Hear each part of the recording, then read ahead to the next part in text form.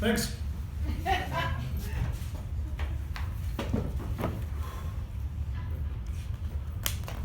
When I learned that Suzanne was pregnant, my life screeched to a halt like an ice skater, spitting pieces of my dreams back into my face. But this wasn't how it was supposed to end up.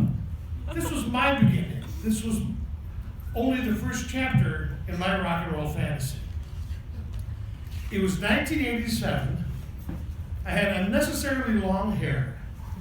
I nurtured my mane obsessively. I only began to rethink my follicle fantasy when, during a failed attempt to woo a barmaid, she rebuffed me, telling me she could never date a man with better hair than her. So there I was, a long-haired musician, crashing in my father's basement, trying to live out every Bad Company song I ever heard. That was when I got the call from Suzanne telling me I was going to be a father. The mixture of joy and fear was a heady concoction that nearly knocked me off my feet. I'm going to be a dad. Now there are a couple issues that we have to sort out first. First thing was, Suzanne and I couldn't get married. Despite a 12-year on-again, off-again relationship, we didn't really like each other. I didn't like the fact that she always seemed drunk, and she didn't like the fact that I only seemed to have time for her in the wee small hours of the morning. My father was a good old Italian gentleman, the white sheep of his family. He told me that it was my duty to marry her and raise the child together. The implosion of his marriage to my mother just a few years earlier might have erased the conviction from his voice, but everyone knew the breakup was not his fault. I also consider that he was a man who was always wanted his kids to make the right decision in life, in some cases, to compensate for the times he didn't. The next issue that reared its ugly head were visits to the doctors. The first medical surprise is that Suzanne was already well into her second trimester. The second medical surprise was that her appearance of being drunk was not alcohol related. She'd begun to show symptoms of Huntington's disease. In layman's terms, these conditions signal the breakdown of the central nervous system in a slow, merciless manner. Her slurred speech and her unsteady gait were a result of a medical condition that was out of her control. To put the cherry on top of this shit Sunday, her mother told her that if she kept the baby, Suzanne would be thrown out of the house. Being Catholic, she would not allow Suzanne to abort the child or the baby, but she would not allow the baby to step one pink, pudgy little foot into the house. So this lackluster rock star and his terminal muse were forced to make a decision. It was after only a few soul-searching evenings that a clear choice would reveal itself. The only option was adoption. We had to give the baby up to be raised by total strangers. On April 2nd, 1988, I was home from a quick jaunt. To call it a tour would be to overstate the case. It was a one-nighter in an old farm in Michigan. I was thinning out my car when the phone rang. This is when phones were tethered to cords inside people's houses. They were only used to actually make phone calls. The jarring metallic ring brought me to the butter yellow dial-a-phone in my father's basement. I picked it up and heard Suzanne's hushed voice. "You're a papa," she said. "I'm on my way," I said. I dropped the phone into the cradle, I grabbed my disc camera, and bolted out the back door. My first stop was the Family Finer Foods to buy some film for the camera. If you're under 30, this next part's going to be confusing. I popped over the disc camera, slipped the disc in, I ran outside and took a picture of Oak Park Avenue. I wanted the baby to someday see how beautifully blue the sky was on the day she was born. From there, I left the store parking lot and crossed into the hospital parking lot. I jumped out of the car and ran into the main entrance.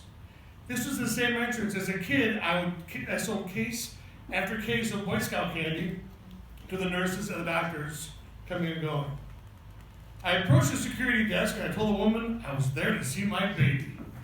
She gave me a blue sticker with the word father. She also gave me a dirty look. It was almost as if she knew we were giving the baby away. I got to the elevator. I took the longest ride up to the fourth floor. I walked right into her room as if I knew she was there all along, and I belonged there too. I picked up this eerily quiet little bundle and held her close to my chest. I kissed her on the forehead. Our first kiss was the best kiss of my life. I handed Susan the camera. She dutifully snapped off a few shots. I gave the baby back to her and snapped a few shots at her.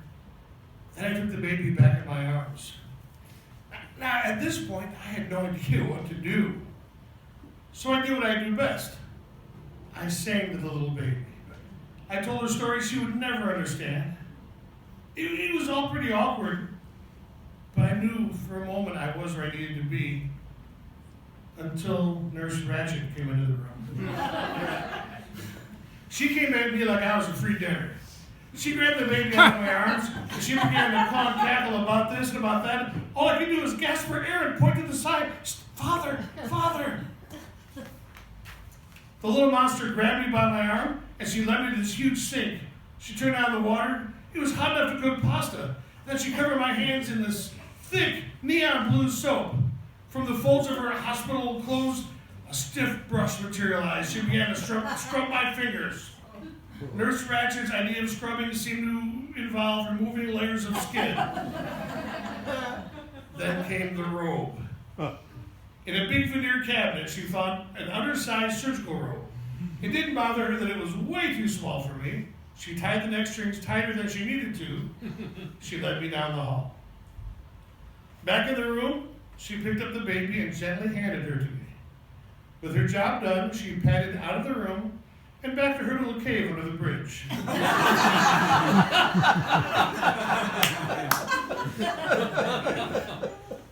I asked Suzanne to take a few more pictures before giving the baby back to her. I took a couple of totally adorable pictures of the baby's feet before I pulled off the robe and made my heavy-hearted, totally self-conscious exit. Waiting for the elevator, I wanted to run back into that room and grab my baby girl and hold her for as long as I could. I knew it wouldn't do any good. I knew it would just make this hurt that much more. I got on the elevator and held my tears until the door closed with this hushed thump. The baby was adopted in 10 days. Suzanne died about 8 years later. Life goes on as it always does. One day I looked up and it was spring of 2002. My father had recently shuffled off this mortal coil and I was feeling about as lonely as I ever had in my life. And the phone rang. I got a call from a stranger who worked for an adoption agency. She said my daughter wants to meet me. I was ecstatic. And then she called me the next day and said things changed and there'd be no meeting. I was no longer ecstatic.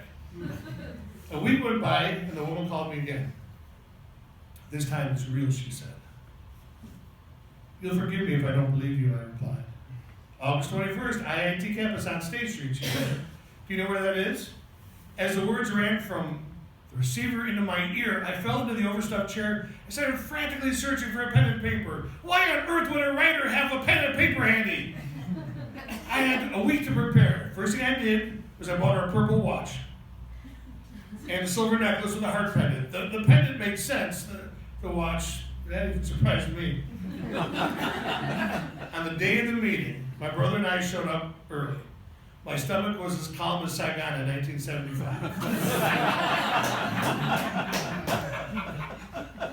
What if she comes early too, I asked my brother. As if I cue, she walked to the door and right up to me.